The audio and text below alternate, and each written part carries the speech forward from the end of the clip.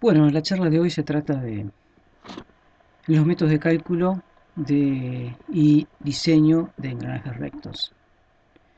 Acá también habría eh, mucho para hablar, porque todo lo que es el cálculo, el diseño de los engranajes ha sufrido una gran evolución, no solamente desde el punto de vista de los perfiles, que fue la parte que han analizado ustedes hasta ahora, desde las primitivas formas como se ven en la figura hasta las formas actuales de los engranajes, sino también que ha sufrido evolución los materiales, ha sufrido una evolución la forma de trabajar, las potencias que se transmiten, las velocidades que se transmiten.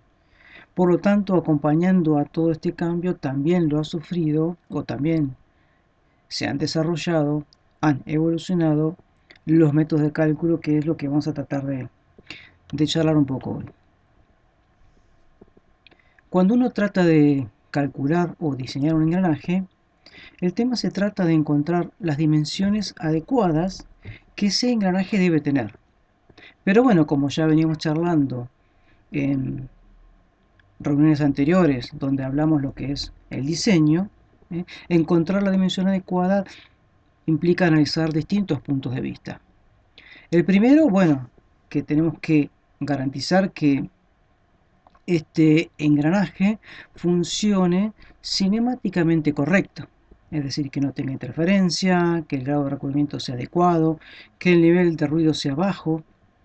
Y todo esto implicaba realizar un análisis cinemático, es decir, encontrar cuál o cuáles perfiles eran los adecuados, y eso fue lo que se trató esta primera parte de lo que han visto hasta ahora.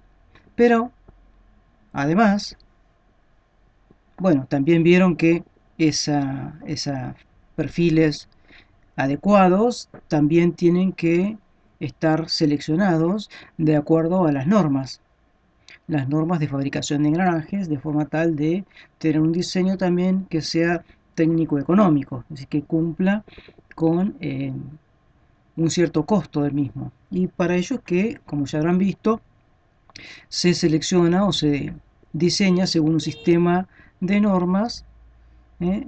según un sistema de dientes de las distintas normas que existen en la actualidad. Pero además de estas condiciones cinemáticas, debe tener dimensiones adecuadas para poder resistir los esfuerzos que le transmite la potencia al ser transmitida, los choques que se producen al transmitir esa potencia y el desgaste que sufren los engranajes cuando están realizando esta transmisión. Por lo tanto, tenemos que hacer otro análisis más para encontrar estas dimensiones adecuadas, y que es el análisis resistente. Y para ello debemos analizar cuál sería el tamaño adecuado y cuál sería el material adecuado para ese engranaje.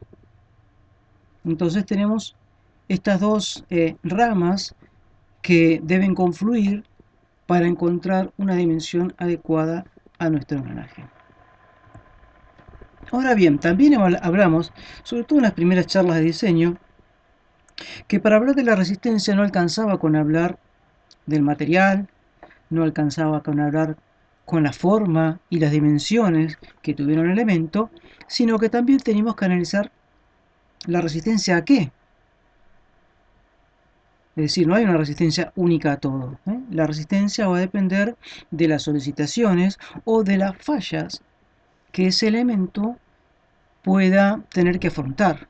Entonces uno siempre que va a diseñar un elemento tiene que diseñarlo en función de las fallas que considera que en ese diseño se le pueden presentar. En el caso de engranajes, y para tener un pantallazo general, más que nada para ver en qué parte o en qué tipo de fallas nos vamos a enfocar, digamos que si vemos este gráfico hacia grosso modo, donde vemos 5 zonas que nos definirían fallas desde distintos puntos de vista. La zona 2 sería la ideal, donde las combinaciones de par o potencia y velocidad y el lubricante están funcionando adecuadamente. Si por alguna razón la velocidad disminuyera y se rompiera la película de lubricante del aceite, entonces se produciría un desgaste. Si por las condiciones de aumentar la velocidad o las condiciones de potencia o carga que se transmite, la película de lubricante que inicialmente se formó se rompiera, también tendríamos otro tipo de falla. Pero estar en la zona 1, 2 o 3 ya implicaría hacer un análisis desde el punto de vista de cuál sería la lubricación correcta, la viscosidad correcta del lubricante, etcétera, etcétera, para que nuestro engranaje funcione sin fallas desde ese punto de vista, que no es el punto de vista que vamos a enfocar en la materia. Nosotros vamos a enfocar en otros dos tipos de fallas, que figuran con el número 4 y el número 5. El número 5 correspondería a las fallas por rotura. Rotura que puede deberse por distintas situaciones, por ejemplo, por una sobrecarga o por ejemplo, por repetición de cargas. Y la falla, que figura como número 4 en ese dibujo, se conoce como picadura superficial, es decir, estamos transmitiendo elevadas fuerzas en el contacto de los engranajes a través de superficies muy pequeñas. Eso hace que las tensiones de contacto sean elevadas y se generen microfisuras que empiezan a propagar, llegar hasta la superficie y empezar a saltar pedacitos de material, formando pequeños pocitos, que con el transcurso del tiempo van incrementándose en cantidad, en tamaño, incrementan lógicamente el efecto dinámico de la aplicación de la carga, la vibración, ruido, etcétera, etcétera, y hacen que la vida útil de ese engranaje disminuya considerablemente. Por lo tanto, nos vamos a enfocar en ver cómo tratar de evitar o cuáles serían las variables principales que controlarían ese tipo de fallas.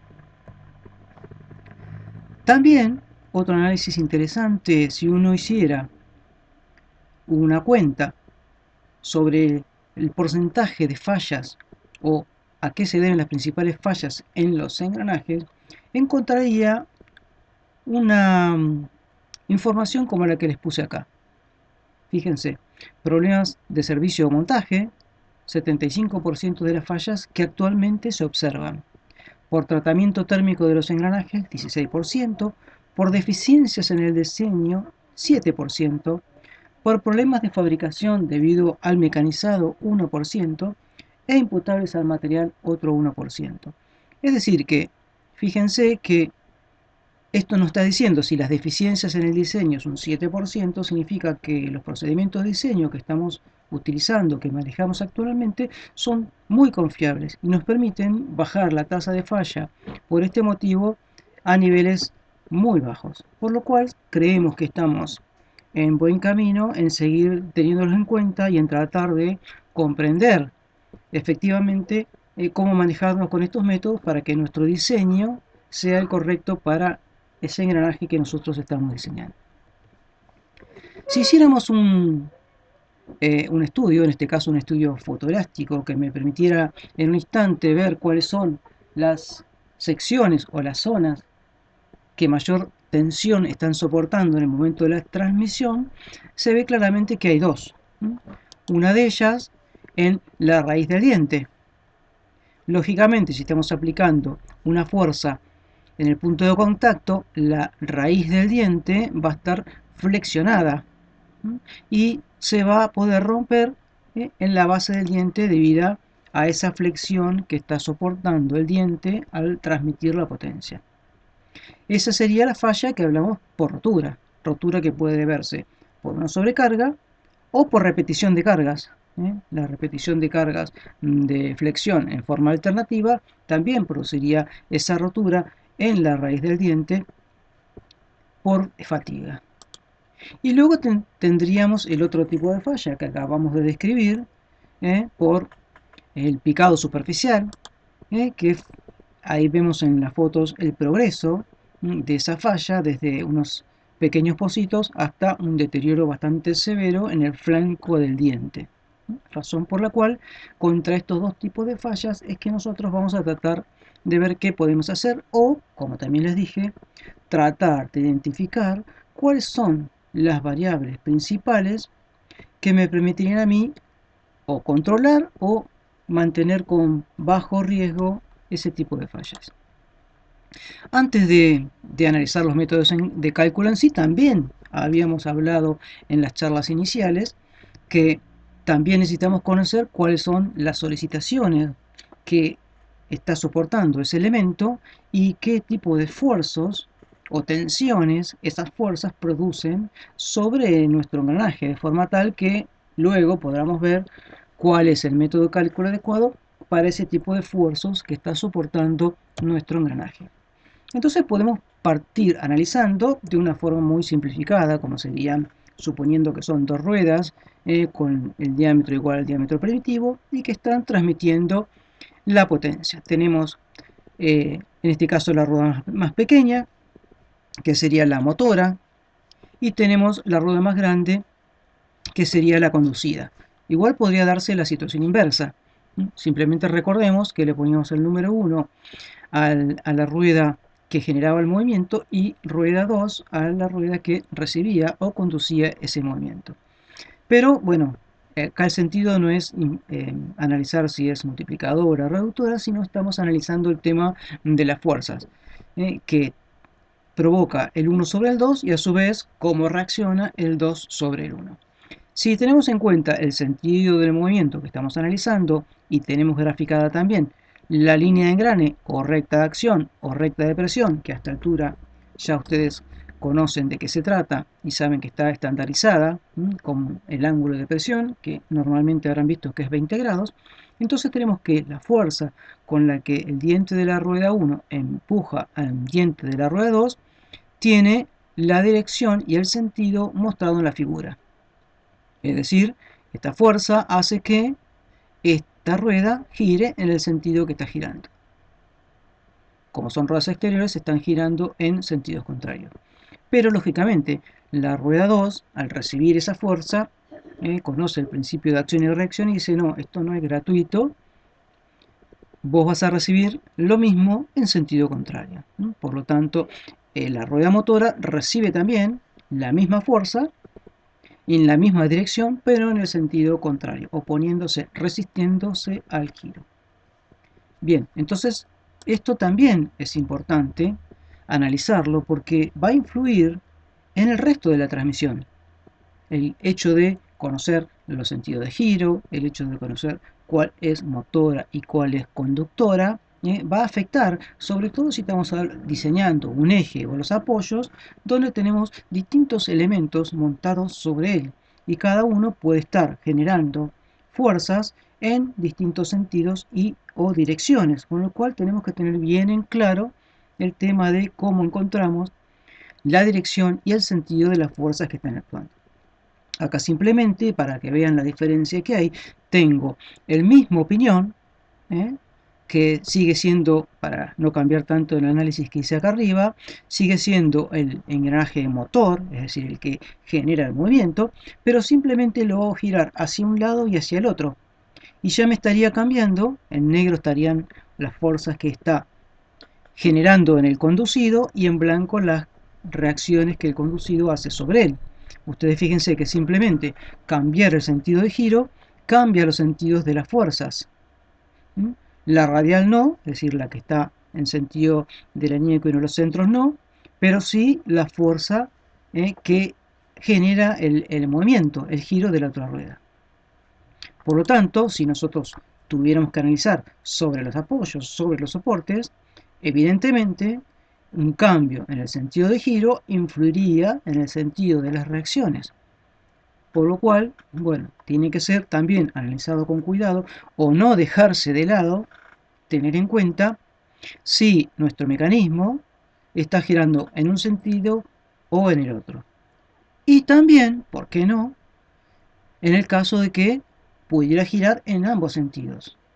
Y luego analizar, dentro de todas sus posibilidades de movimiento, cuál sería la situación más desfavorable que se estaría transmitiendo al resto de nuestro sistema de transmisión. Bien, aclarado esto, también podemos decir, como ustedes también ya vieron y hablaron del flanco activo, que es la parte del diente que no es la totalidad del mismo, pero es la parte del diente, que entra en contacto con su conjugado y por lo tanto la fuerza con que un diente va actuando sobre el otro se va desplazando a lo largo de ese flanco activo ejerciendo su acción.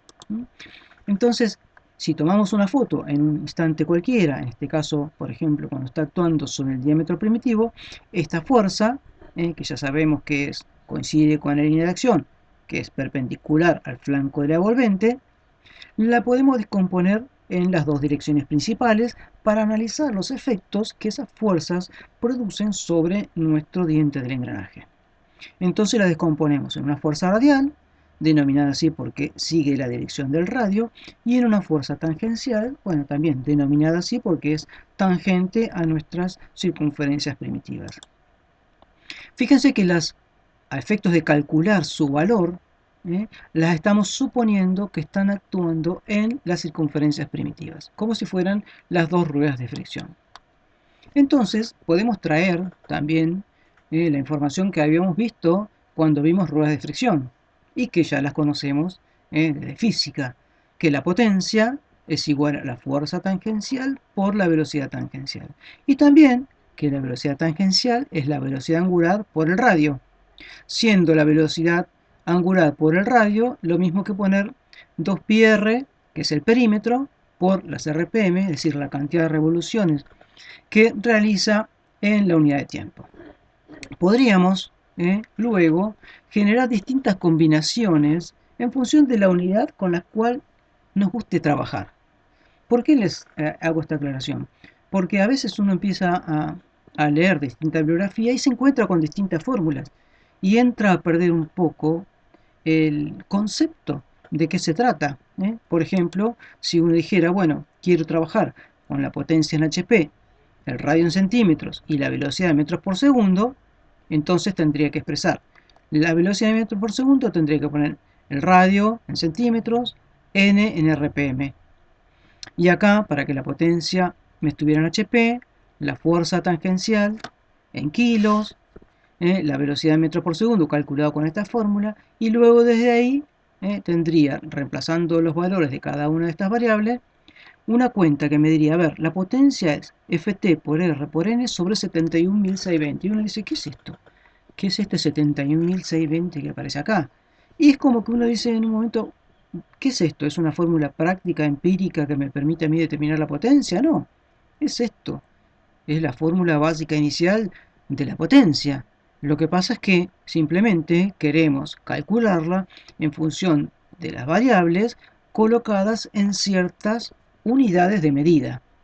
Y eso es lo que no quisiera que pierdan de vista. Es decir, muchos vienen y se aprenden la fórmula de memoria. Dice, bueno, entonces la fuerza tangencial, cuando uno le pregunta cuánto vale la fuerza tangencial, y la fuerza tangencial vale 71.620 de la potencia sobre R por N. ¿Oh? ¿Y eso dónde salió?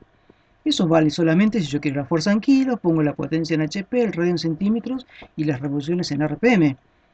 Esta fórmula te sirve exclusivamente para esas unidades. Mientras que la fórmula original, la básica, la conceptual, te sirve para todos. Vos después, cuando buscas la compatibilidad de unidades, vas a decidir, bueno, si yo quiero trabajar la potencia en HP y la velocidad de metro por segundo, bla, bla, bla, entonces tengo que utilizar esta fórmula. Si yo quiero trabajar la fuerza en Newton y la velocidad de metros por segundo, acá no estaría este 75 y tendría la potencia en watt, por ejemplo. Entonces, no quiero que pierdan de vista los conceptos, de dónde vienen todas estas fórmulas que cuando uno las ve le pareciera que fueran empíricas o no interpreta de dónde salen. Y eso es lo que nosotros queremos encargarnos de remarcar. Ustedes cuando aplican una fórmula tienen que saber de dónde viene, porque si no tampoco sabrían si es algo válido o no para el caso de ustedes. Bien, entonces, una vez que nosotros de la unidad que más nos guste o quisiéramos, calculamos la fuerza tangencial en función de la potencia y la velocidad, podremos tener su valor. Y luego, bueno, acá simplemente para aclarar lo que les decía recién, si yo quisiera, en vez de tener la fuerza en kilos, tener la fuerza en newton y la potencia, en vez de en HP, trabajarla con watt, y el radio, en vez de centímetro metro, bueno, tendría esta otra fórmula, que también he encontrado en otros manuales de cálculo. En algunos manuales de cálculo aparece esta, 71.620 nr sobre m. En otros aparece 9,55 n sobre nr. Y vos decís, pero ¿cómo? ¿Cuántas fórmulas de la fuerza hay? Bueno, lógicamente, todo va a depender de las unidades con las que uno quiere trabajar, pero nunca perder de vista de dónde viene esto, para que ustedes, llegado el caso, también puedan decidir con qué unidades trabajar y no manejarse exclusivamente con el manual o el libro que ustedes están viendo el tema. Bueno, cuestión que una vez que ustedes en función de la potencia y la velocidad sacan la fuerza, la tangencial luego, trigonométricamente, ustedes ven la relación que hay entre la fuerza tangencial y la fuerza radial. Saben que acá se forma un triángulo rectángulo y acá tienen el ángulo de presión. Con lo cual, la fuerza radial la pueden calcular con la tangente del ángulo de presión.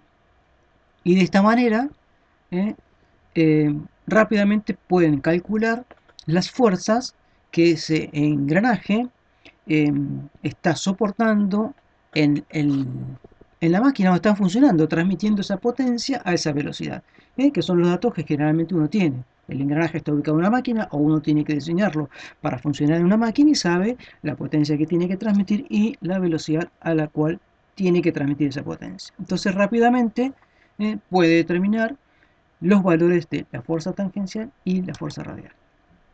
Bien, vayamos ahora que ya conocemos un poco más de la forma en que va a trabajar nuestro engranaje, a ver qué métodos de cálculo podemos usar. Ya dijimos que vamos a ver los métodos de cálculo para dos tipos de falla. La flexión en la base y la picadura superficial. Dentro de la flexión en la base, nos podemos encontrar, si analizamos un poco la historia, con fórmulas muy sencillas, muy prácticas en su momento, y que, si bien actualmente no están en vigencia, por lo menos tal cual se originaron, pueden estar vigentes con alguna modificación, lo importante que tienen es desde el punto de vista didáctico. Lógicamente que estas fórmulas no van a estar puestas en el Inventor ni en el SolidWorks, porque son fórmulas o métodos de cálculo muy antiguas. Pero a nosotros, vuelvo a decir, didácticamente nos sirve porque nos permite transmitirles a ustedes cuáles son las variables fundamentales que influyen en la resistencia a este tipo de falla. Y eso es lo que nosotros queremos justamente hacer. Ese es el criterio que justamente nosotros queremos formar en ustedes. Que ustedes sepan, ante una falla o un rediseño, saber cuáles son las variables que ustedes deberían modificar, cuál o cuáles, para que el diseño cambie.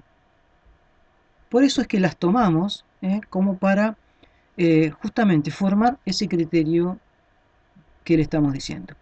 Podríamos de otra manera también, en vez de seguir el camino que vino después Buckingham, partir directamente de una norma, la ACMA, la ISO o la que fuera, y ustedes se encontrarían con fórmulas de este tipo. Y acá está solamente una parte de la fórmula, de luego algo parecido de comparación, como vamos a ver más adelante. Y acá, si uno entra a meterse dentro de las tablas, gráficos y fórmulas necesarias para calcular todos estos coeficientes, es como que se va perdiendo un poco el concepto de lo que está haciendo y llegado el momento es como que no tendría bien en claro qué tiene que hacer. Entonces esa es la razón por la cual nosotros arrancamos viendo estos métodos sencillos, pero muy didácticos para que ustedes puedan ir interpretando y entendiendo el concepto de estos temas. Y algo parecido pasa con fatiga superficial. También presentamos algún método eh, como de base, inclusive el de Lewis Bar, son base de la norma. No es que lo pusieron y nunca más se utilizaron, no. Lo modificaron y se llegó a la norma, pero forman parte en cierta manera de la misma. Lo mismo que si vamos al método de cálculo de fatiga superficial o picadura, nos encontramos con los métodos básicos, como el de Buckingham, que son los que dieron base a una expresión o fórmula de cálculo de una norma. Por lo tanto, este va a ser el camino que nosotros vamos a recorrer. Vamos a ir siguiendo un poco la historia para entender un poco las variables que forman parte de este análisis y luego vamos a terminar, lógicamente, haciendo el cálculo por medio de una norma, que es lo que muchas veces se exige en un diseño, sobre todo si es un diseño que se va a exportar. Bien, como ya conocemos cuáles son las fuerzas, vamos a ver esas fuerzas que le producen al diente de nuestro engranaje. Y ahí tenemos el análisis. La fuerza radial lo estaría comprimiendo y la fuerza tangencial lo estaría flexionando. Lo estaría flexionando, generando compresión de este lado y tracción de este lado, del lado derecho. Por lo tanto, si yo buscara la resultante, tendría una zona de mayor compresión que la zona de tracción, con un valor menor, la de tracción, que la que le produce la fuerza tangencial. Eso sería teniendo en cuenta exactamente todos los esfuerzos con las fuerzas que se producen.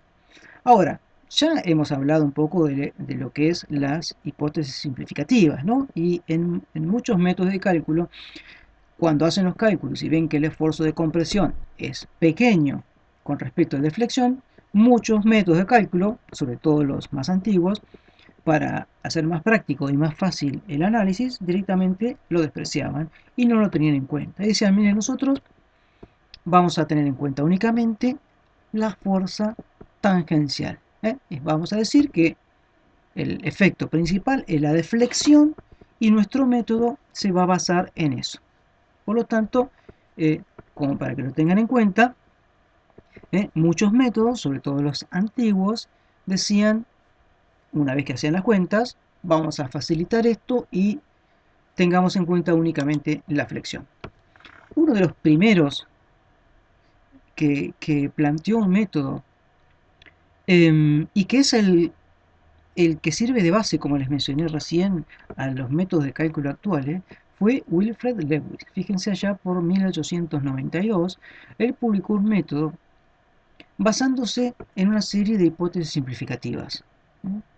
Tengamos en cuenta que seguramente en esa época los dientes serían cicloidales, no creo que hayan llegado a ser ni siquiera algo volvente, serían de fundición por las técnicas de fabricación con las que contaban en ese momento y lógicamente las potencias y velocidades a las cuales esos engranajes girarían en esa época no tienen nada que ver o muy poco que ver con lo que pasan en la actualidad. Entonces pongámonos en esa situación y tratemos de entender entonces las simplificaciones que Wilfred Lewis hizo. Bien, supuso que el diente estaba empotrado en el cuerpo del engranaje. La zona rayada dijo, bueno, voy a suponer que mi diente está empotrado en el cuerpo del engranaje en esta zona, en esta área. Después voy a suponer que la fuerza con la que un diente está empujando al otro es estática. No voy a suponer que viene el diente y lo choca al otro, como lo que es, que efectivamente pasa a lo largo de todo el ancho del diente, como está puesto acá, instantáneamente, en todo el ancho, un diente golpea al otro. Pero él dice, no, voy a considerar que, vuelvo a repetir, las velocidades y las potencias que se transmitían en ese momento, él dijo, voy a considerar que esa fuerza, esa solicitación es estática y de flexión. Ya él fue uno de los que optó por despreciar el efecto de compresión y consideró únicamente el de flexión. También voy a suponer, dijo, que esa fuerza con la que un diente empuja al otro se distribuye en forma uniforme en todo el ancho, cosa que también es muy difícil de lograr, por la elasticidad de los materiales, la tolerancia de fabricación, los montajes que se hacen, etcétera, etcétera. Pero bueno, él dijo, yo voy a suponer eso, después veremos qué pasa. Y también supuso que, como consideraba flexión, la posición más desfavorable desde el punto de vista de la flexión era cuando la carga estaba aplicada en la parte más alta del diente. Y entonces empezó a querer plantear las tensiones con la fuerza aplicada en esa posición. Y dijo, bueno, estas son mis simplificaciones. ¿Qué es lo que voy a hacer yo? Dijo Lewis. Voy a determinar cuál es la fuerza tangencial máxima que un engranaje con una determinada forma en materiales puede llegar a transmitir. Ese es mi objetivo. Bien, con esas hipótesis y ese objetivo empezó a hacer sus planteos. El primer problema con el que se encontró nacía de una de sus hipótesis simplificativas, porque él había dicho que iba a suponer que el diente estaba empotrado en el cuerpo del engranaje. Pero nosotros ya sabemos que en el pie del diente hay como una especie de radio. Y en qué lugar, en qué posición de todo ese cambio de sección iba a suponer que estaba empotrado. Entonces él dijo, bueno, voy a utilizar el sólido de igual resistencia a la flexión. Recordemos que el sólido de igual resistencia era la forma que debería tener el diente para que cualquiera de sus secciones transversales estuviesen solicitadas a la misma tensión, logrando de esa manera el máximo aprovechamiento del material. Supongo que ustedes recordarán que cuando uno buscaba el sólido de igual resistencia, buscaba la forma que tenía que tener una pieza para que cualquier sección estuviese igualmente solicitada. Bien, entonces él dijo, bueno, donde el sólido de igual resistencia tocara o fuera tangente al perfil del diente, esa sería la sección más crítica, porque de ahí para arriba el diente real tiene mayor sección que el sólido de igual resistencia y estaría mejor preparado. Entonces lo crítico va a ser cuando el sólido de igual resistencia y el diente real coincidan. Bien, entonces, bueno, empezó, ¿cómo se trazaba? Bueno, se prolongaba la línea de engrane hasta el eje de simetría y ahí se trazaba la parábola, a grandes rasgos.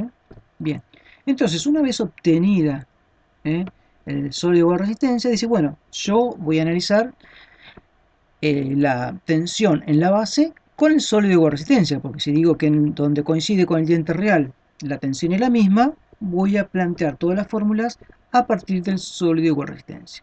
Entonces dijo, bueno, ¿cuál es el momento flector que la fuerza tangencial me produce en la base? Bueno, es la fuerza tangencial por la distancia desde esa fuerza hasta la sección de empotramiento. Bien, y a su vez, también se sabe, por resistencia de materiales, que eso es igual al módulo resistente a la flexión por la tensión de flexión. El módulo resistente a la flexión para un rectángulo es la base por la altura cuadrada sobre 6. Recordemos nuestro dibujito para recordar que eran estas variables. El módulo resistente a la flexión era la base, en este caso sería la profundidad de nuestro diente, por el espesor, pero el espesor del diente en la sección de empotramiento, al cuadrado sobre 6. Bien, entonces pone el valor del módulo de la flexión dentro de la fórmula. Y luego dice, bueno, hagamos un paréntesis. Esto lo digo yo, no Lewis. Hagamos un paréntesis. Si nosotros quisiéramos encontrar el sólido de igual resistencia a la flexión, nuestro objetivo sería hallar una tensión que fuera constante en toda la altura de este perfil. Analicemos esta expresión. La base, es decir, la profundidad del diente, es un valor fijo, es una constante, vale determinado número. Entonces, si yo tengo que la tensión, yo quiero que sea constante, el ancho es constante, 6 es una constante, y la fuerza tangencial también es un valor dado, es una constante, yo puedo todos estos términos hacer las cuentas respectivas, multiplicar, dividir, etc., y se va a transformar en un valor constante. Es decir, que voy a tener que la relación entre la altura y el espesor es cuadrática. Esta sería una especie de justificación que ustedes deben haber hecho cuando cursaron resistencia de materiales o nombre que tuviera la materia correspondiente. Cómo encontraban la relación entre el perfil de altura y su relación con el espesor para encontrar el sólido de igual resistencia. Es decir, que acá sería una especie de justificación de por qué hay una relación parabólica entre H y T. Bien, volvamos a lo que estábamos haciendo. Habíamos reemplazado el módulo resistente a la flexión por su valor, que era la profundidad del diente por el espesor en la base al cuadrado sobre 6. Ahora paso la altura h al otro miembro, porque recordemos que el objetivo de Lewis era encontrar la fuerza tangencial máxima. Entonces, lo que le va interesando a él es calcular la fuerza tangencial.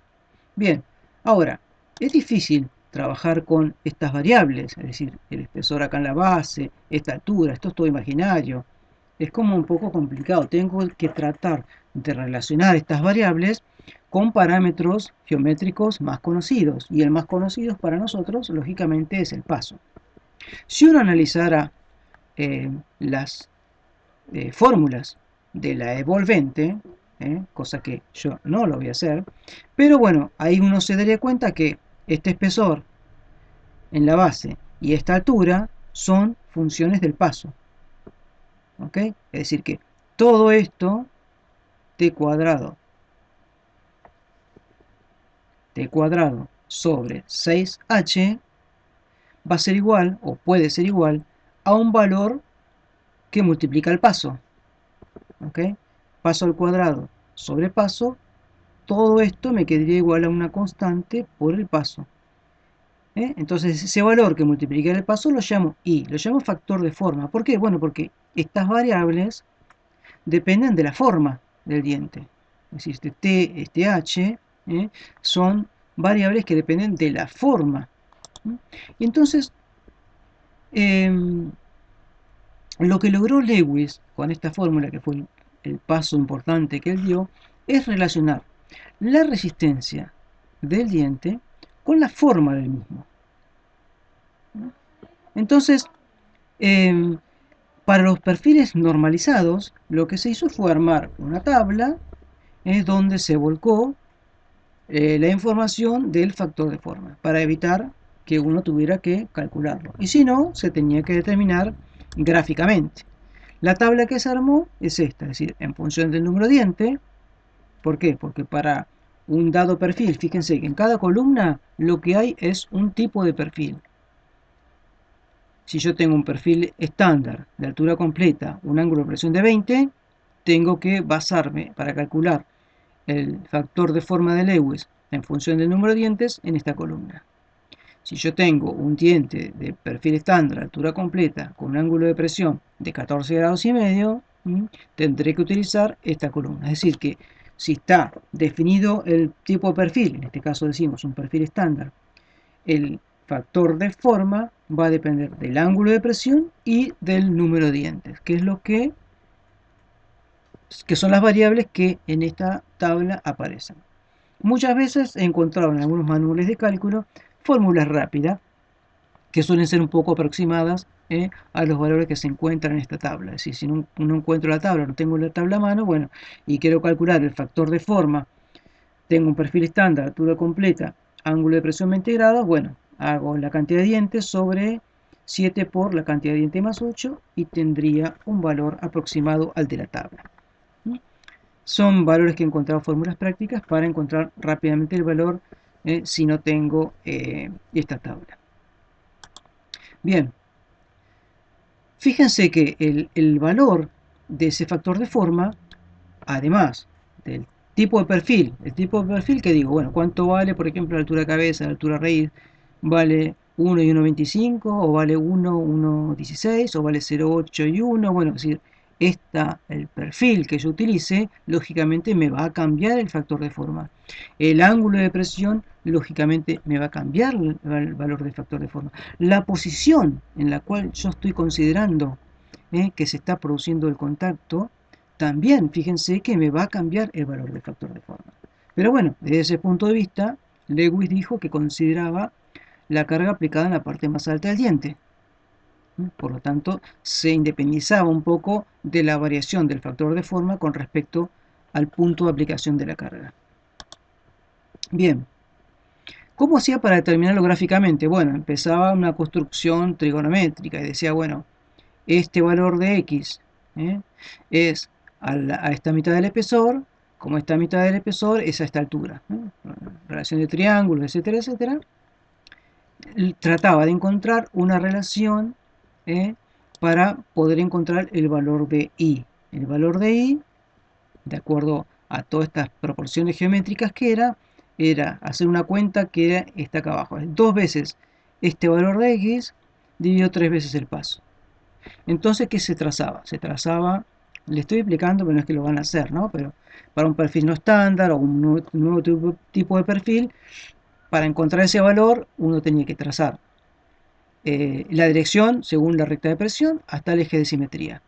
Y allí empezar a tirar, a trazar rectas para unir con las zonas, varias zonas cercanas al pie del diente.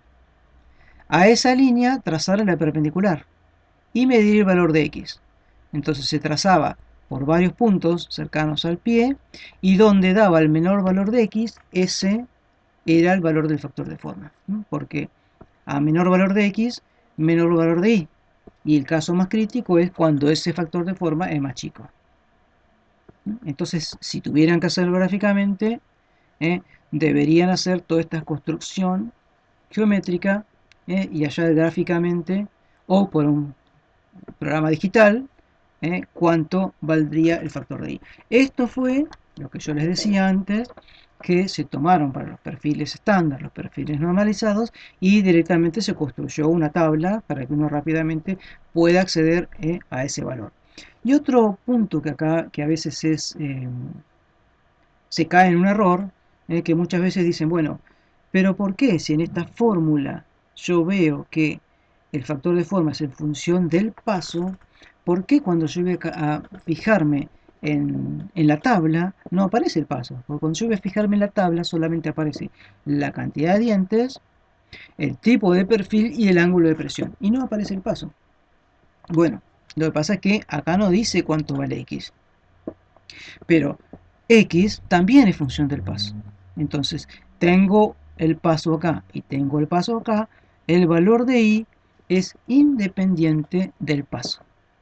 ¿Ok? O sea, traten, por eso siempre le decimos que traten de no analizar todo con fórmulas. Porque si analizan todo con fórmulas y no tienen los conceptos claros, y yo les pregunto, ¿el factor de forma depende del paso? Y ustedes me van a decir, ah, yo recuerdo una fórmula que decía 2x sobre 3p. Entonces, de acuerdo a esa fórmula, depende del paso. Y no es cierto. Porque si fuera cierto, en la tabla del factor de forma estaría también la variable paso que no está. ¿Y por qué no está? Bueno, por la razón que le estoy explicando. Acá, en todo este análisis, no está puesto la función de x, y la función de x es función del paso, por lo tanto y resulta ser independiente del paso. Ojo con ese punto. Bueno, acá les vuelvo a recordar, fíjense, la tabla es función del número de dientes, del tipo de perfil y del ángulo de presión. Bueno, y del punto de aplicación de la carga, que fueron todas las funciones que yo les estuve diciendo. Bien. Bueno, acá está la explicación me anticipé un poquito, acá está la explicación de cómo se determinaba el valor de X, todo con aproximaciones geométricas, es decir, trazar varias veces estas líneas perpendiculares entre sí, tratando de encontrar el valor menor de X para encontrar el menor valor del factor de forma. Bien, acá está, por ejemplo, se ve por ahí más claro en este dibujo de arriba, cómo influye el ángulo de presión en la forma del diente. Estamos diciendo que ese factor se llama factor de forma porque depende de la forma del diente. Y ahí acabamos de ver que ese factor de forma dependía del ángulo de presión. Y acá vemos cómo va cambiando la forma en función del ángulo de presión. Vemos que este espesor en la base, que es una de las variables que influye en la resistencia, porque cuando calculamos el módulo resistente a la flexión, veíamos que dependía también del espesor del diente en la base. A medida que yo incremento el ángulo de presión, se me incrementa o aumenta el espesor del diente en la base. Razón por la cual nosotros veíamos, a ver si encuentro la tabla, acá, nosotros veíamos ese efecto, que para un número dado de dientes, si tenía 14,5 valía 0,056, si tenía 20 valía 0,064 y si tenía 25 valía 0,076, es decir, mejoraba el valor del factor de forma. Eso se debe a que la sección resistente se incrementaba en función del ángulo de presión. Y también, si quisiéramos analizar un poco más fino, cosa que yo no lo voy a hacer, pero les pongo una idea principal, decir, bueno, pero ¿por qué está en función del número de dientes?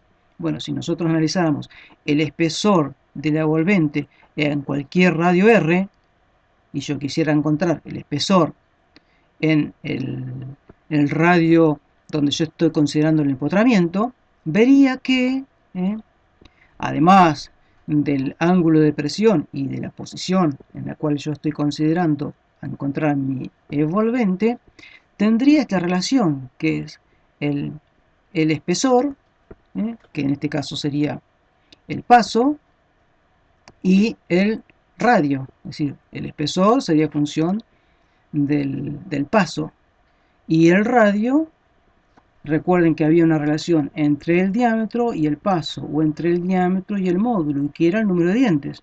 Es decir, que indirectamente en esta fórmula, esta relación que está acá sería función del número de dientes. ¿Ok?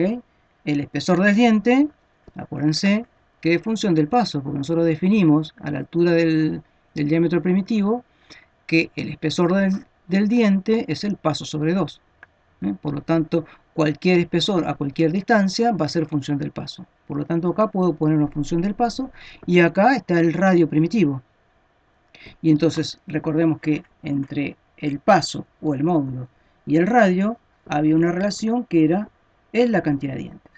Por lo tanto, indirectamente, dentro de esta expresión me está diciendo que el espesor, en cualquier parte, y nosotros nos está interesando qué pasa en la base, es función del número de dientes.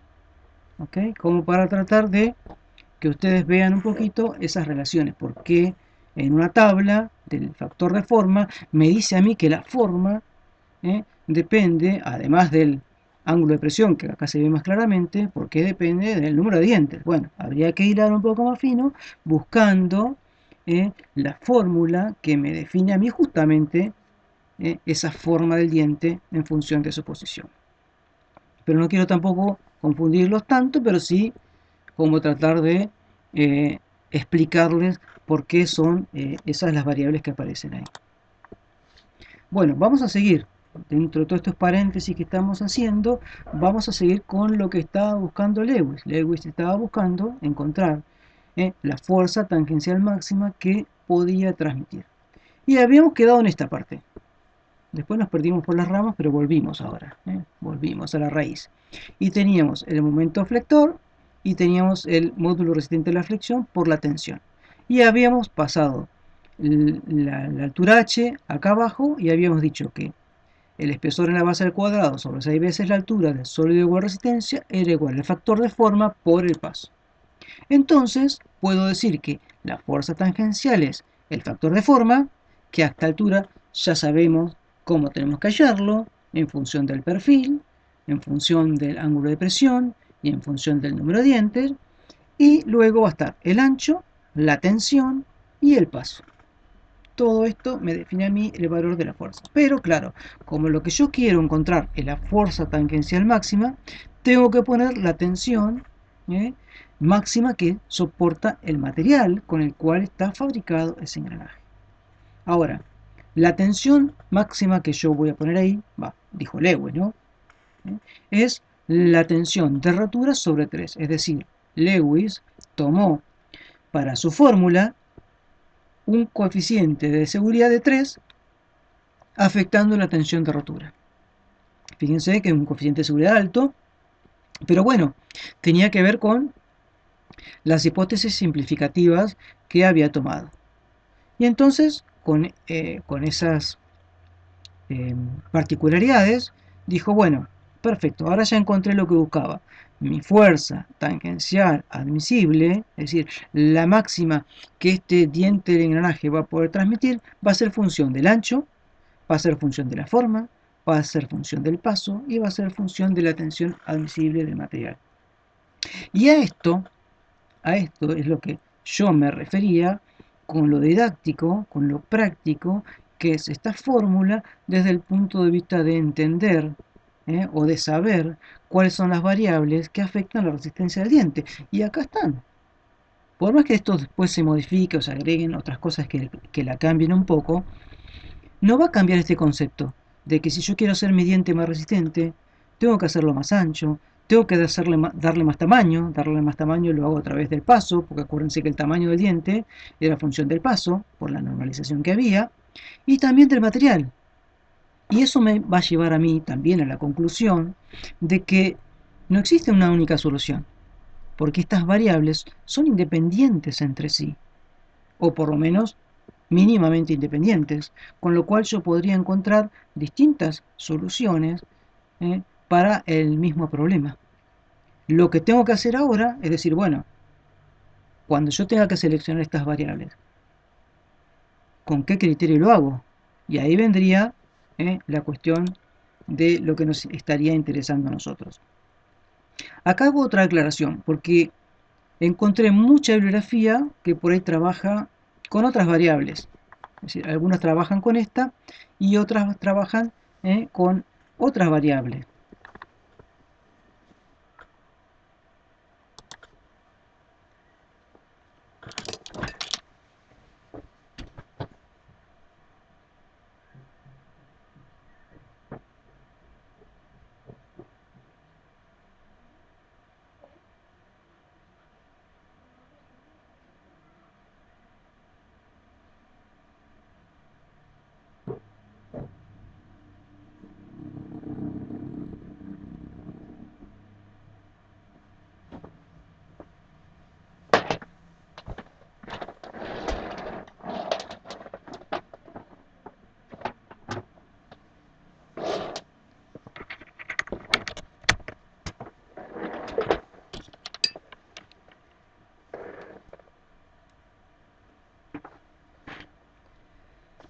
Bueno, o sea, he encontrado, como les decía, bibliografía en la cual se manejan o utilizan otras variables.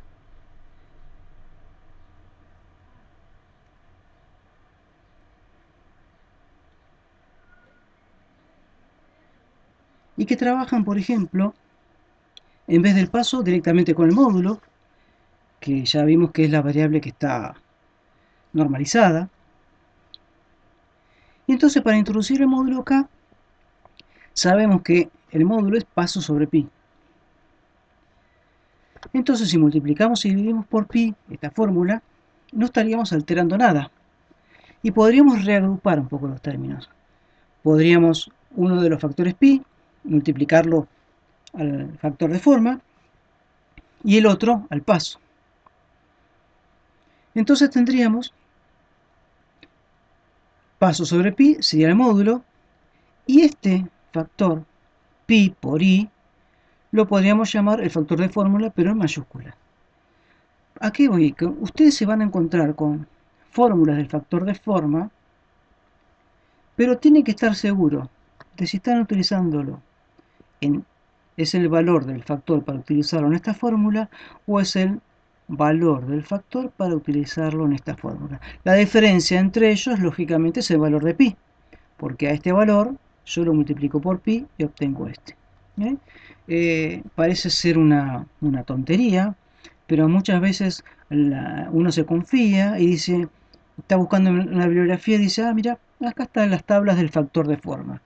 Y saca el valor de ahí y lo pone en la fórmula. Y no presta atención a este detalle que no es menor, porque hay una diferencia de pi, o sea, 3 y pico de diferencia entre un factor y el otro. Con lo cual, lo que yo les pido es que tengan mucho cuidado y que tengan en cuenta el factor de forma de esa tabla que están sacando ustedes, para qué valor de i se trata. ¿Ok? Las tablas que están puestas en el apunte y en las presentaciones en las cuales nos manejamos nosotros, están realizadas para utilizar en esta expresión. ¿Ok? Entonces tengan en cuenta ese dato antes de tomarlo y hacer las cuentas. Bien, ahora, ¿qué hacía Lewis? Lewis nos dijo, bueno, yo les doy la forma de que ustedes calculen cuál es la fuerza tangencial máxima que este diente del engranaje, con sus dimensiones, con su forma y con su material, pueden transmitir si está solicitado a la flexión. Genial. ¿Y eso de qué me sirve? Bueno, decía Lewis, vos ese engranaje lo vas a poner a funcionar en una máquina, y en esa máquina va a estar solicitado a una fuerza tangencial. Y se te tiene que cumplir que la fuerza tangencial máxima que puede soportar, que es la que yo te di la fórmula, tiene que ser mayor o en el caso límite igual a la que está soportando en la transmisión donde está funcionando. Es decir, para que el diseño sea adecuado, se tiene que cumplir que esta fórmula que me da la resistencia, que me da la máxima, sea mayor o en el límite igual que la fuerza que está recibiendo por transmitir en una máquina a cierta potencia y a cierta velocidad. Ese sería el concepto de el análisis de Lewis, que vuelvo a repetirle, es importantísimo porque nos dice a nosotros cuáles son las variables que nosotros podemos cambiar en el caso de que nuestro diseño no, no sea adecuado. Por eso es tan importante entenderla. Retomemos un poco lo que sería diseñar un engranaje, porque ustedes en general cuando van a diseñar un engranaje de su proyecto, no existe el engranaje. Van a tener algunos datos. O sea que van a tener que hacer primero un prediseño. ¿Qué es un prediseño? Bueno, tratar de encontrar diámetros, cantidad de dientes, material para ese engranaje y después ver si cumple con las exigencias que ese engranaje va a sufrir. Entonces primero uno tiene que hacer un prediseño, y ese prediseño lo suele hacer basándose o en fórmulas empíricas recomendadas por gente de muchísima experiencia, lo hace en función de recomendaciones, también abundante en la bibliografía, lo hace en función de su propia experiencia, o puede utilizar algún método simple, práctico como el de Lewis, para empezar a obtener valores para hacer ese prediseño. Una vez que uno tiene ese prediseño, lógicamente va a hacer la verificación según fórmulas más exactas, más actuales, como podría llegar a ser la de una norma, en el caso de que esto fuera exigido. Ese sería un poco el camino a recorrer. Entonces, nosotros cuando vayamos a enfrentar dentro de nuestro proyecto el diseño de nuestro engranaje, el primer paso que vamos a tener que hacer es hacer un prediseño, porque en realidad ahí no tenemos ningún engranaje. Entonces, ¿cómo lo hacemos? Bueno, acá les pongo, ya me volé un popurrí, dentro de la bibliografía abunda recomendaciones.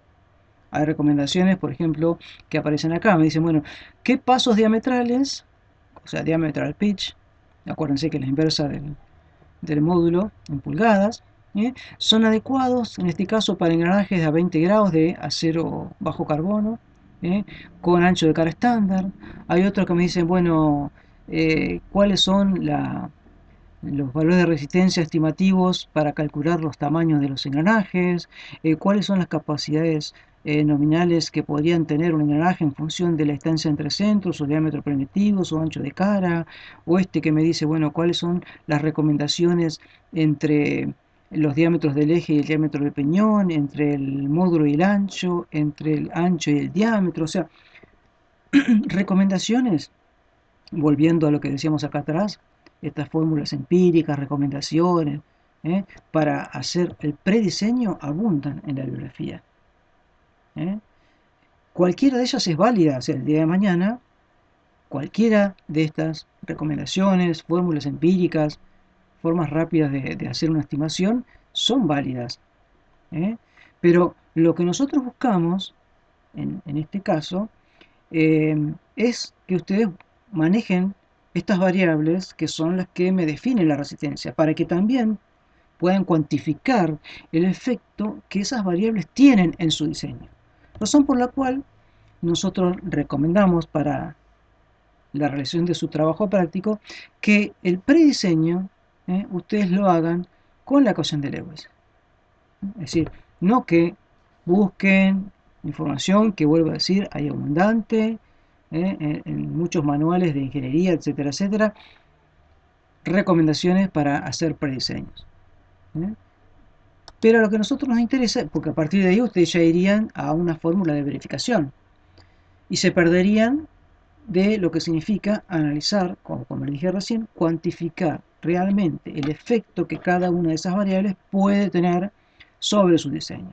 Entonces lo que nosotros les pedimos es que el prediseño lo hagan a través del método Lewis. ¿Y cómo haríamos? Bueno, voy a buscar el valor del paso o módulo, que es la variable más difícil de elegir, ya vamos a ver por qué, para que me cumpla la fórmula de Lewis. Entonces digo que la fuerza que resiste es igual a la fuerza que está actuando.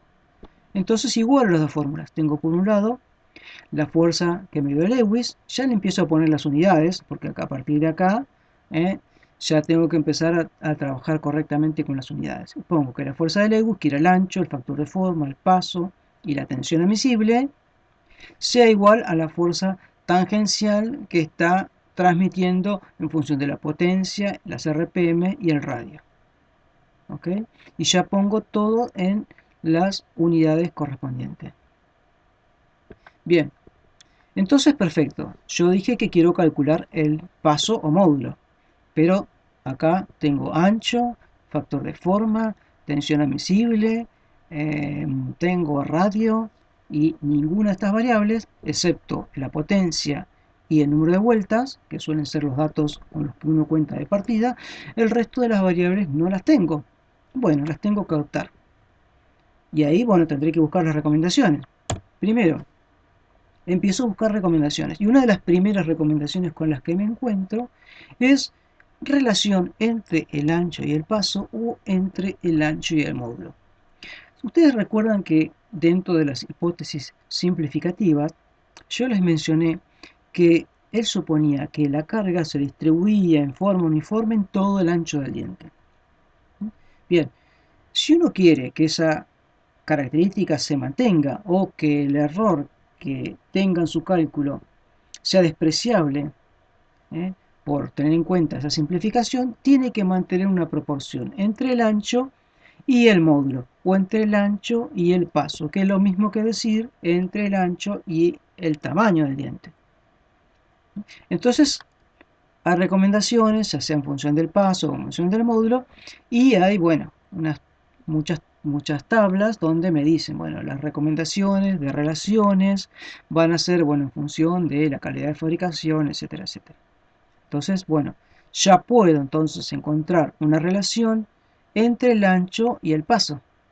Puedo poner, eligiendo alguno de estos valores, o alguno de estos valores, dependiendo si estoy trabajando con el paso o con el módulo, ya puedo relacionar una de las variables con el paso. Entonces, puedo decir que el ancho es ρ veces el paso. Y el ρ, bueno, lo elijo yo. Puedo intentar probar con el menor ancho posible, 2,5. Puedo intentar probar con 3, algo intermedio. O, bueno, ustedes lo verán, es una variable más que tienen para jugar con la resistencia. Pero tratando de mantener, como les dije siempre, mantenerlos dentro de esa recomendación, que no es obligatoria. Ustedes recuerden, recomendación no es norma, no es obligación. Significa que la gente que tiene experiencia en esto nos dice, mira, te conviene mantenerte esta proporción. ¿Y qué pasa? ¿La tengo que hacer siempre? Y no.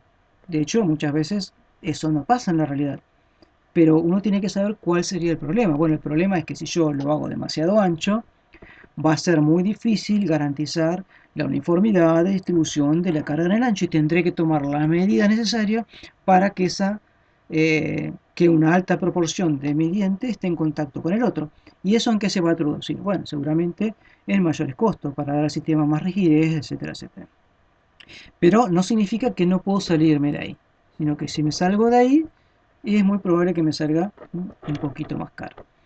Pero bueno, sigamos. Vamos a tomar de alguna forma u otra una relación entre esas dos variables. Con lo cual, si introduzco esta relación dentro de esta parte de la fórmula, tendría ahora que la fuerza de Lewis, la máxima, va a ser función de la relación que yo adopté entre el ancho del paso, el factor de forma, el paso al cuadrado y la tensión admisible del material que todavía desconozco. Vamos a analizar el otro lado, a ver si de este lado también puedo llevar alguna de las variables al paso. Bien, el radio. El radio o diámetro, yo sé que está relacionado con el paso a través del número de dientes. Entonces, en vez del radio, puedo poner paso sobre pi por z sobre 2.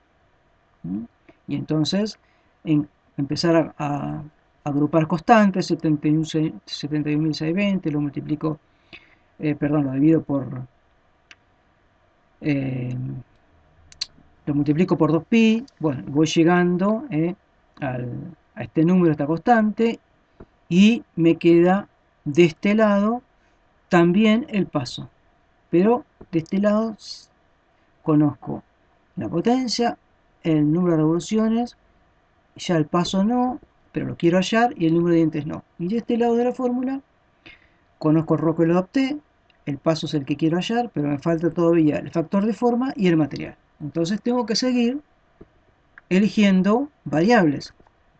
Es decir, les sigo demostrando que existen muchas soluciones para un problema, pero que cada una de estas variables que ustedes adopten la tienen que hacer con algún criterio, que es lo que también estoy tratando de mostrarle con este paso a paso. Yo no elegí cualquier relación que se me ocurrió a mí entre el ancho y el paso. No, fui a una tabla o a las recomendaciones que hay y en función de ellas lo adopté. ¿Okay? Después voy a tener que elegir seguramente un material, y tampoco voy a elegir un material que se me ocurra cualquiera, no, tendré que analizar los posibles materiales adecuados para el engranaje funcionando en esas condiciones y allí tendré mi material. Bien, si yo igualo estas dos fórmulas, acá yo ya podría, por ejemplo, despejar el paso. Este paso que está dividiendo de este lado lo paso multiplicando, me queda paso al cubo. Entonces, todo el resto lo paso al otro lado y me queda una fórmula de este tipo.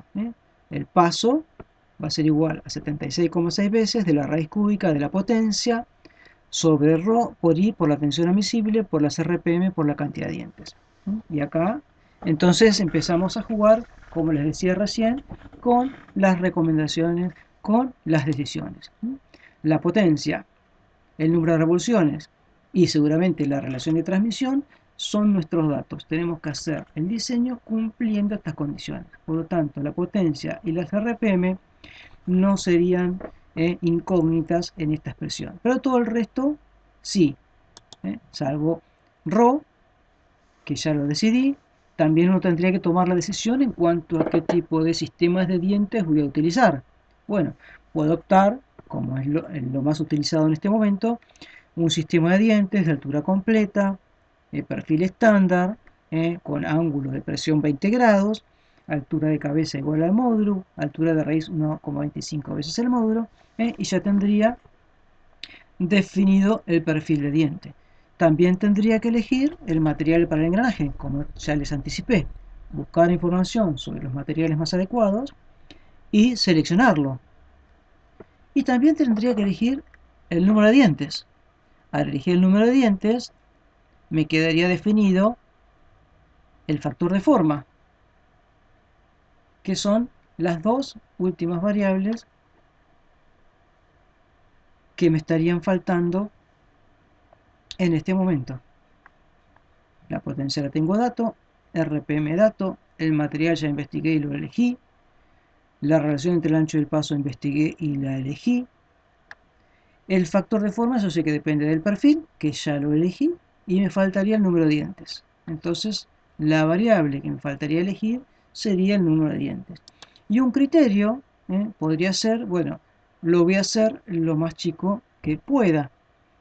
Lo más chico que pueda va a estar limitado por la interferencia, es decir, puedo llegar a, por ejemplo, adoptar el número mínimo de dientes que pueda en función de que no se me produzca interferencia. Por ejemplo, si es 17, podría elegir 18 o 20 o algún número cercano al mínimo para justificar la elección en función de ese criterio. Y ahí sí, y ahora sí, ya tengo todas las variables necesarias para hacer esta cuenta y obtener el valor del paso. Una vez obtenido el valor del paso, lo divido por pi y tengo el valor del módulo, que es el valor que se normaliza. Entonces elegiría el valor normalizado del módulo por encima del que estoy calculando acá, porque este era el mínimo. Y ahí ya está, ahí ya tendría mi engranaje con todas sus dimensiones, porque el diámetro primitivo va a ser ese módulo que adopté, según los resultados de esta cuenta, por una cantidad de que adopté. Los diámetros exteriores e interiores, según el sistema de dientes que adopté, los calcularía. El ancho también lo calcularía porque le dije que es proporcional al módulo que ya calculé. Y tendría todo mi engranaje con su sistema de dientes, con sus tamaños y con su material. Lo tendría totalmente prediseñado como para posteriormente poder verificar ese prediseño con, por ejemplo, una norma. Por eso es que les decía que este prediseño se podía hacer de distintas maneras. Recomendaciones, fórmulas empíricas, pero que no nos sumaría a nosotros desde el punto de vista de entender las variables. Por eso es que le pedimos que lo hagan de esta manera. No porque el día de mañana lo van a hacer de esta manera, que seguramente no lo van a hacer de esta manera. Pero lo hacemos para que ustedes vean la influencia que cada una de las variables tiene, el peso que cada una de las variables tiene en las decisiones que toman. Entonces pueden ver efectivamente el efecto de esas variables. Cosa que si partiera de una recomendación empírica, no tomaría verdadera dimensión del efecto que esas variables tienen. Por eso es que lo pedimos que lo hagan de esta manera. No con el fin de formar un procedimiento de diseño, porque este paso tranquilamente se lo podrían saltear con recomendaciones, pero sí para que ustedes vean, vuelvo a repetir, cuáles son cada una de las variables y el peso que cada una de ellas tiene. También se van a encontrar, por ejemplo, así como les mencioné, con algo parecido, pero que trabajan con el módulo. Es decir, esto lo puse acá porque encontré también otra bibliografía donde ya trabajan directamente con el módulo, en la forma que veníamos nosotros desarrollando. Una vez que calculábamos el paso, teníamos que calcular el módulo y después normalizado. Bueno, hay bibliografía que directamente tiene la fórmula del módulo. La cuenta que le da, buscan el normalizado inmediato superior y listo. O sea, el valor de pi lo tienen involucrado acá adentro. Fíjense que en esta fórmula trabajan con el I mayúscula. Acuérdense que este I mayúscula era el pi por el I minúscula que trabajábamos nosotros. Acá les puse como referencia una tabla para que ustedes vean. Vean los valores y se den cuenta enseguida que entre la otra tabla y esta hay un valor de 3 y pico. Y bueno, y es otra forma de hacer lo mismo. Acá relacionan, en vez del ancho con el paso, relacionan el ancho con el módulo. Ahí aparece esta nueva letra griega. Pero es exactamente lo mismo. Exactamente lo mismo, pero en vez de visto desde el punto de vista del paso, es desde el punto de vista del módulo. Bueno, son formas que les digo de trabajar.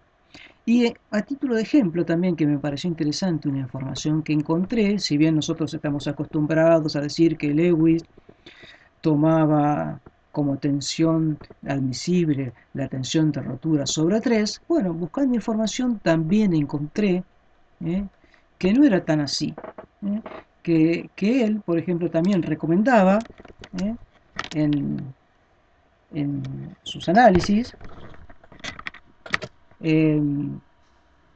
tensiones admisibles en función de la velocidad, ¿no? Si bien a efectos del práctico y todo, nosotros les vamos a pedir que tomen la tensión de rotura sobre 3, me pareció interesante que ustedes vean que a pesar de la época en que lo hizo, él también pensaba que no era lo mismo en función de la velocidad a la cual estaba funcionando. Y que si bien dentro de su hipótesis decía que la carga era estática, ¿eh? sabía que la velocidad influía. Sabía en el fondo que algún efecto dinámico había, razón por la cual cambiaba la tensión admisible que tenía el material en función de la velocidad. Y a medida que la velocidad aumentaba, él consideraba que resistía menos. Un dato de color como para que ustedes vean la visión que tenía este ingeniero ya en su época ¿eh? Eh, para tomar las decisiones y plantear sus métodos de cálculo. Bien, entonces, Lewis fue el primero que planteó este análisis donde nos permitía encontrar el valor de una fuerza resistente en función de distintas variables y también de la forma que tenía ese diente. Razón por la cual fue un paso muy importante y vuelvo a decir que es la base de los métodos actuales. Y uno de los primeros que lo corrigió fue Barth. Barth, que también trabajó en un par de proyectos con Lewis, le dijo, mira, vos tendrías que tener en cuenta que una de tus hipótesis no es tan cierta. La carga no es estática. La carga es una fuerza que está aplicada con cierta velocidad, por lo tanto tiene un efecto dinámico de aplicación, no es estática. Entonces, si me permitís corregirte, podríamos decir que la fuerza tangencial en realidad es una fuerza dinámica, que es la fuerza tangencial que vos calculaste con la potencia, pero la multiplicamos por un factor que es función de la velocidad, para corregirla. ¿eh? Entonces, bueno, hay distintas versiones de estas fórmulas, inclusive algunas de estas fueron tomadas por la AGMA y modificadas, o algunas de ellas tenidas en cuenta en parte, pero no importa eso tanto, lo que sí importa es que él planteó factores que tenían en cuenta el efecto de la velocidad en la fuerza que se está aplicando. Y este mismo factor hay bibliografía, inclusive creo que en el apunte lo hice y a propósito, este factor puede estar de este lado o en forma inversa aplicado del otro. Es decir, puedo decir que esta fuerza es mayor o que resiste menos. Exactamente lo mismo. En alguna bibliografía van a encontrar este mismo factor invertido aplicado de este lado. El concepto es exactamente el mismo. Un factor que corrige el efecto de la aplicación dinámica de la carga. Y también aparecen distintas fórmulas en función de las unidades con las que uno trabaja en esta velocidad. Por ejemplo, esta fórmula es válida para la velocidad puesta en metros por minuto. Habrá otra fórmula si está puesta en metros por segundo, habrá otra fórmula si está puesta en pies por minuto y así siguiendo. Es decir, que yo para que este coeficiente sea calculado correctamente, en esta fórmula la velocidad tiene que estar puesta en metros por minuto. Bien, entonces ese sería un primer análisis de un primer método de cálculo que nos permitiría a nosotros analizar la falla de ese engranaje por flexión en la base del diente. Pero flexión bajo las condiciones que la suponía Lewis, una carga estática, una carga de flexión exclusivamente, no repetitiva, porque él no analizaba la fatiga, y bueno, y fue una expresión que es interesante desde el punto de vista que a nosotros nos interesa. Y como para ir cerrando un poco la charla, y un dato no menor, y que ya que estamos hablando de elementos que están interactuando entre sí, este elemento, este engranaje, va a estar interactuando con el sistema de apoyo que tenga, es decir, el eje donde esté montado y los rodamientos en los cuales esté apoyado ese eje. Razón por la cual, en esta interacción que decimos que existe, nosotros planteamos que ya en estos prácticos ustedes dejen calculadas las reacciones que en los apoyos producirían estos engranajes. Lógicamente que la dejen planteados en forma genérica, porque todavía no tienen las longitudes del eje ni el resto de los elementos que pueden ir sobre ese eje. Pero sí que por lo menos quede planteado genéricamente los esfuerzos que estos engranajes transmiten a los apoyos. Entonces recordemos que eh, para encontrar las reacciones de apoyo, tenemos que plantear las ecuaciones de equilibrio, es decir, la sumatoria de fuerzas y la sumatoria de momentos deben ser iguales a cero. De esa manera podríamos encontrar las reacciones en los vínculos. ¿Cómo haríamos? En un caso genérico, que fuera un engranaje que tuviera las fuerzas en las tres direcciones, tendríamos fuerzas en el sentido radial, tendríamos fuerzas en el sentido tangencial y tendríamos fuerzas en el sentido del eje. Por lo tanto, en un esquema de un engranaje general tendríamos componentes de fuerzas y por lo tanto de reacciones en esas tres direcciones.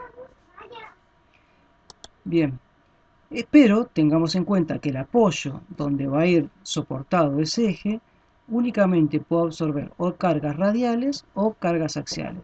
Por lo cual tenemos que, cuando planteamos encontrar las reacciones en los apoyos, tenemos que recordar que los rodamientos van a soportar fuerzas radiales y fuerzas axiales. Y de estas componentes generales, algunas de ellas va a plantear reacciones de los dos tipos. Vamos al caso, sin tratar de complicarnos todavía, vamos al caso que estamos tratando en este momento, es decir, un engranaje recto, que ya sabemos que está transmitiendo una fuerza radial y una fuerza tangencial. Y vamos a ver qué efectos produce cada una de ellas sobre estos apoyos. Arranquemos, por ejemplo, por la fuerza radial, que es la más sencilla. La fuerza radial va a tender o va a querer desplazar este eje hacia abajo en el caso de los sentidos que nosotros estamos analizando. La razón por la cual, acá la vemos también desde otros, giramos el engranaje y vemos esa fuerza de distintos puntos de vista, va a tener que generar dos reacciones en los apoyos tratando de contrarrestar el efecto que esa fuerza está queriendo hacer, es decir, desplazar nuestro eje hacia abajo. Por otro lado tenemos la fuerza tangencial, que por un lado me va a hacer girar el engranaje. ¿Cómo estamos acostumbrados nosotros a analizar el efecto de esta fuerza que está aplicada en forma excéntrica? Bueno, lo más común es que pusiéramos la misma fuerza en el nivel del eje en sentidos contrarios para no alterar el equilibrio. Y entonces ahí veríamos, por ejemplo, que esta fuerza tiende a desplazar el eje en este sentido y debe ser equilibrado con estas dos componentes. Y esta fuerza con la que queda son las que originan el giro y el movimiento de este engranaje. Bueno, y también la vemos desde distintos puntos de vista. Acá tenemos, o está en el apunte, una representación más general donde se observarían las fuerzas actuando en el contacto y las acciones de cada una de las fuerzas, porque tenemos que tener presente que están las acciones sobre uno de los engranajes y sobre el otro. Acá no perder de vista que hay que analizar los sentidos de giro de los engranajes y tienen que analizar cuál es el motor y cuál es el conducido para tener claramente el efecto de esas reacciones. También recuerden que el engranaje puede estar soportado entre apoyos, es decir, el engranaje estar entre los dos apoyos, con lo cual uno encontraría las reacciones de acuerdo a estas clásicas expresiones, o podría estar por afuera de los apoyos, con lo cual tendríamos que cualquier fuerza generaría reacciones en sentidos contrarios, tratando de compensar el giro que esta fuerza querría realizar, con las fórmulas respectivas de cada uno, como para recordar un poco y ya dejar planteado, como veníamos mencionando, el hecho de que los elementos están interrelacionados entre sí y este engranaje va a generar sobre el eje y sobre los apoyos fuerzas que, ya que estamos diseñando este engranaje podemos ya dejar planteado estas cargas, para cuando luego diseñemos el eje y los rodamientos y tengamos estas magnitudes, estos valores, poder calcularlas con su valor real y directamente. Así que bueno, eso sería todo sobre esta charla y esperamos sus consultas o nos vemos en la próxima consulta. Hasta luego.